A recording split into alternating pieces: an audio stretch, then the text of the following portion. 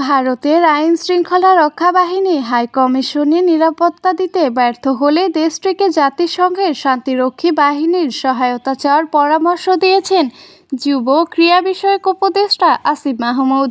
নিজের verified Facebook আইডিতে দেওয়া এক পোস্টে তিনি এ মন্তব্য করেন। আসিফ মাহমুদ তার পোস্টে লেখেন, যদি ভারতের আইন শৃঙ্খলা রক্ষা বাহিনী হাই কমিশনে নিরাপত্তা দিতে ব্যর্থ হয় তাহলে জাতিসংঘের শান্তিরক্ষী বাহিনীর সহায়তা চাইতে পারে। সেক্ষেত্রে শান্তিরক্ষা মিশনের সৈন্যসহ তা বাড়িয়ে সহযোগিতা করবে বাংলাদেশ।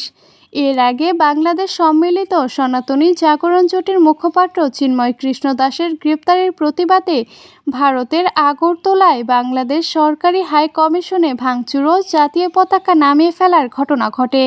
হামলার ভিডিওতে দেখা যায় বিক্ষোভকারীরা বাংলাদেশের জাতীয় পতাকা নামিয়ে ফেলার পর তাতে আগুন ধরিয়ে দেয়। এদিকে বিধানসভায় আলোচনায় অংশ নিয়ে বাংলাদেশের সাম্প্রতিক অস্থিরতা নিয়ন্ত্রণ এবং হিন্দুসহ সংখ্যালঘুদের সুরক্ষায় জাতিসংঘের শান্তিরক্ষা বাহিনী বাংলাদেশে পাঠানোর জন্য প্রস্তাব দেন মমতা বন্দ্যোপাধ্যায়।